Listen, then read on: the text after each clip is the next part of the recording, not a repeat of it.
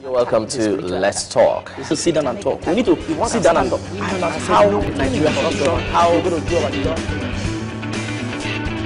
You want to stand up and say no to corruption. We're going to do our job because you're telling the system. You are not just doing good for yourself or for the nation, you also do good for the future. Boko Haram is an attack, it's a spiritual attack. It's a satanic attack on Nigeria. We must, if we come to recognize it, we will understand then how to look for the solution. The sovereign national conference, how do we want to achieve that in our present system? We need to sit down and iron out how Nigeria should be governed.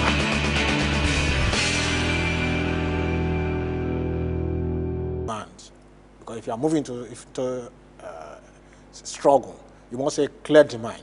Because like in the Niger data, we said yes, the boys were saying no, we have been deprived of this and that, so we need this. But in this case, they are not making that kind of demand.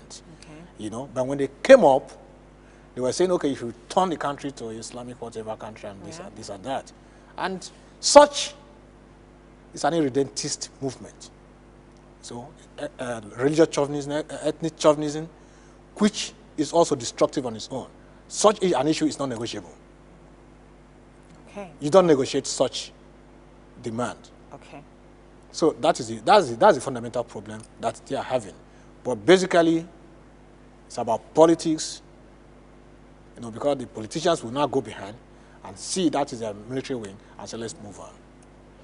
All right, we're still considering dialogue as a meaningful solution to Nigeria's terrorism challenge. And I'm still talking with Sunday Odibashi, who is the political editor for the National Daily. He is a media practitioner, a social expert, and a public policy analyst. Now, we did mention that the dialogue option did yield some result, you know, when it came to the Niger Delta militants. And with that, we did see the amnesty program for the Niger Delta militants. The circumstances were not the same. Okay, yeah. But do you think Nigerians can look forward to a positive result, to some positive results, if the same were to happen in this instance, talking about dialogue? Yeah, see, they can only be, we can make minimal success by going to dialogue with Boko Haram. Very minimal success. Because the position that the Niger Delta boys were, what they were saying when they started was that there's a conspiracy by the ruling elite against the Nigerian masses. And that they expected the whole of Nigerian youth, the Nigerian poor, to rise. But since other people were not rising, so let them rise in their own region. You understand? Okay. And they rose and they got results. Now these young men are now rising in their own region to redress the social injustice against them by the government. So going into dialogue with them at that smaller group will yield very minimal results. It's going to give a relative result that will just be sustained for a little while. Because what we are saying is that, okay, let's dialogue with these people, settle them. Tomorrow the youth in the east will rise. Okay. The youth in the west will rise. We saw the OPC rising at a time. Yeah. So I think there's also a sense to which the government will also listen to those who are advocating for national conference. Okay, are you saying that they're not really, that it's not really against the Jonathan administration, that it's against their own governors who feel, rather they feel that they've been Originally it was against their own governor. Okay. It was against their own governors and their own leaders, whom they feel that have betrayed them over the years. They made that point clear. Okay. So really against their own governor. I could remember at the time they were threatening the governor of Borno State. But that has changed now. But that has changed when they sold a higher idea to them that brought it to the national, level. So that has changed actually. Okay. Yeah, that has changed. All right, let's get to the issue of the Sovereign National Conference very quickly, because a lot of people also, a lot of Nigerians have been asking for that. They've been clamoring for a Sovereign National Conference. Now, while some see it as very important, people, stakeholders coming together, sitting down and deciding the future of the nation, some see it as an instrument that will probably break up the entity of Nigeria. What is your own view as regards that? No, see, definitely it will not break up the Nigerian state. One, even when Nigeria was under the colonial rule, which was a high level of dictatorship, they still allowed constitutional conferences to be holding. They were holding in Nigeria and in London. And what they were doing was that after every conference, the resolutions, they come back and they implement in the next government. We had the latest constitution, McPherson. These constitutions were not just on their own.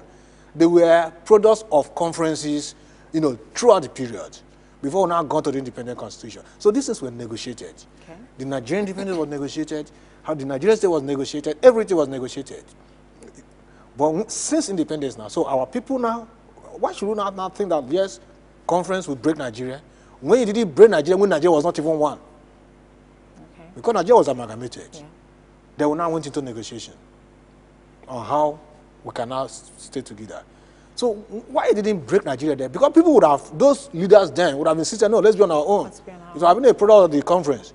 But they agreed to stay as one, and they keep negotiating.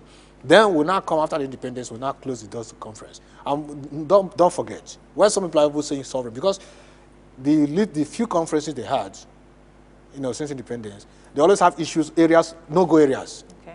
For instance, religion was never allowed to be discussed at any conference in the past. So there were certain issues that were saying no-go areas, no-go areas. And these issues turn up to be factors that cause crisis in the country. So I think they should allow for a conference, let people talk, that they can now go and harmonize and say, okay, can we adjust in this direction? Because we have not been adjusting. Okay. Now, I have talked with other people, even on this program, and when the issue of dialogue as a solution to addressing the security challenge of the country came up, they were very emphatic when they said, you don't negotiate with terrorists.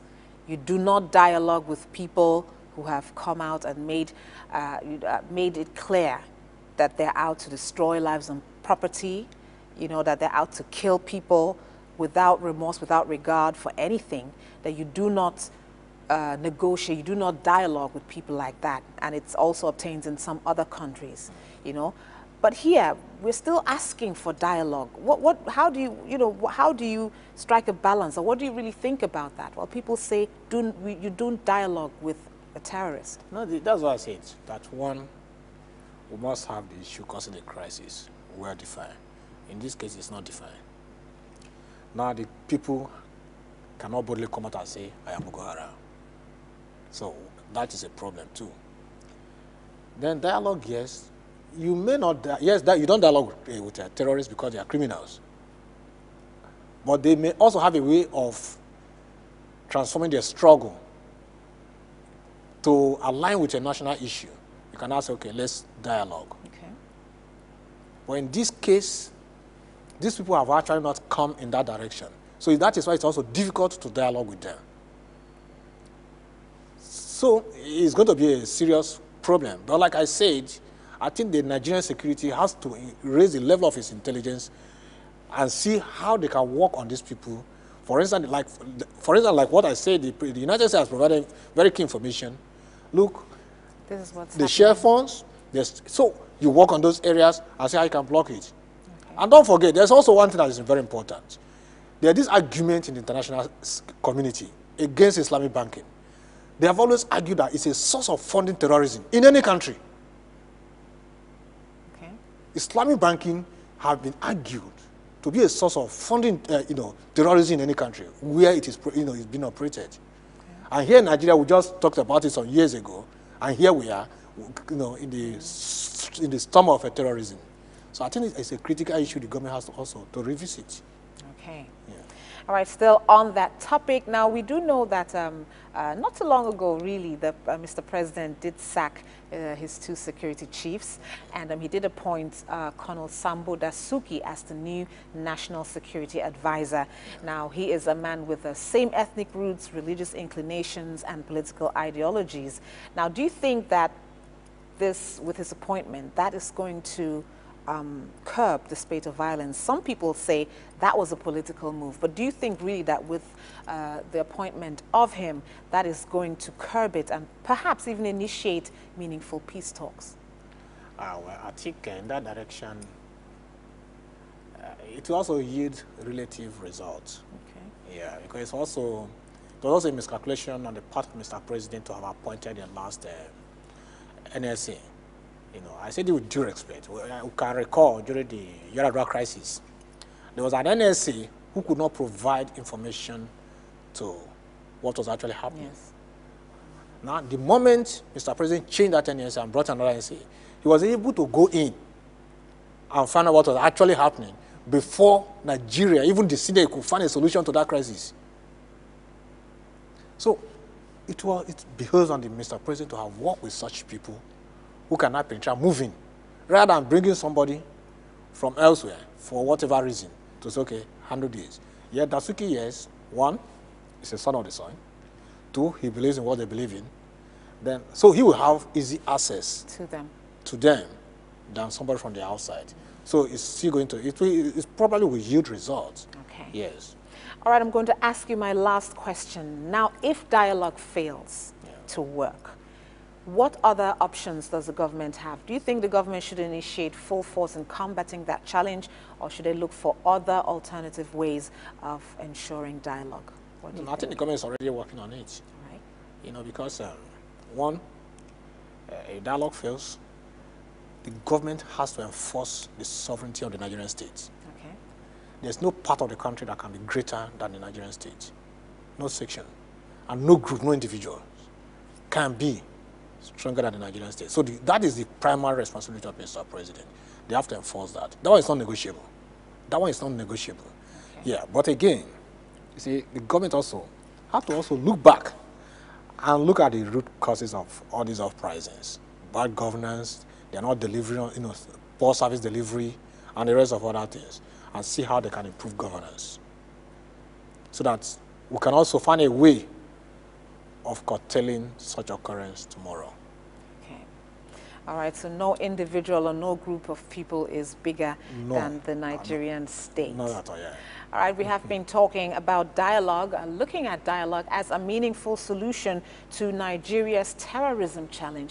And I have been talking with Sunday Odibashi, who is a political editor, National Dailies.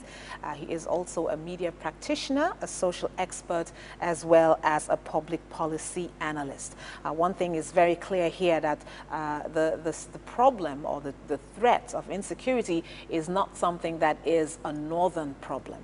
It is something that is facing the entire country. So everyone really has to be involved in their own way to ensure that this does not escalate further. And just like my guest has said, there's some things that cannot be dialogued, that cannot be negotiated. The fact that no individual or group of persons is bigger than Nigeria as a country. I'd like to thank you for being part of today's discussion. It has been quite insightful. We hope to talk about it some more. It's been Let's Talk, and yes, we did have a great time. Remember, we will have another edition very soon, so you can be part of that discussion as well. Thank you very much for being a part of this. Love.